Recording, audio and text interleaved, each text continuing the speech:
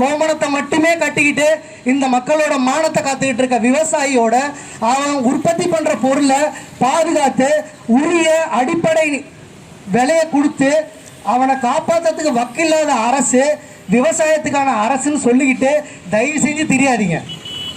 நான் இதுக்கப்புறம் திமுக திட்டதா இல்லை, ஏன்னா அது ஏற்கனவே செத்து போச்சு. 10 வருஷம் முடிஞ்சிருச்சு, இதோட சேர்த்து 15 முடிய போகுது.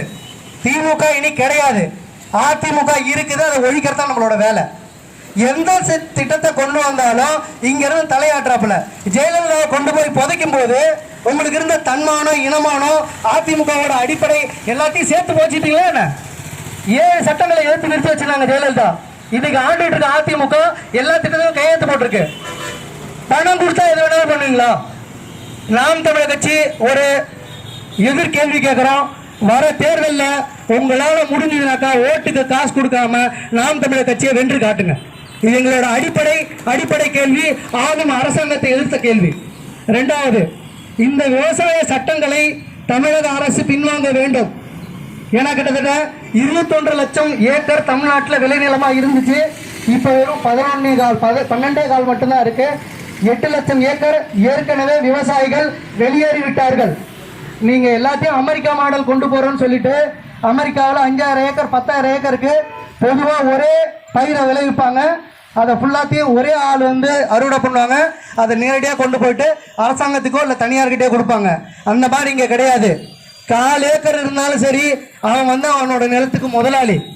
ஒரே ஒரு தென்னை மரம் ஒரு மாமரம் விளைச்சலை பண்ணிட்டு வந்து கால் மேலே கால் போட்டு உட்காந்துருப்பான். இப்படியே பழகி போன எங்க விவசாயிகள் யாருக்கும் மண்டியிடுறதுக்கு நாம் தமிழர் கட்சி அனுமதிக்காது. ஏன்னா உழவர் பெருங்குடிகளோட வலியை உணர்ந்த ஒரே கட்சி. அதனால்தான் தேர்தல் ஆணையமே எங்களுக்கு விவசாய சின்னம் கொடுத்துருக்கு. எங்களோட அரசியல் என்பது இந்த மண்ணுக்கும் மக்களுக்குமானது.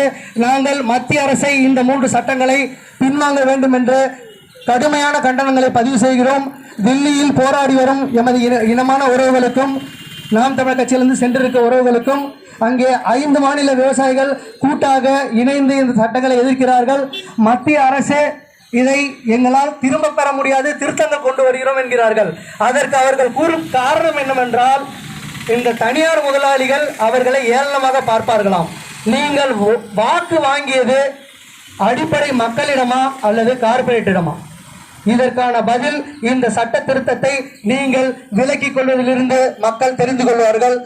எப்போதும் புரட்சி வெல்லும், அதை நாளை மலரும். நாம் தமிழர் ஆட்சி சொல்லும். நன்றி. நாம் தமிழர்.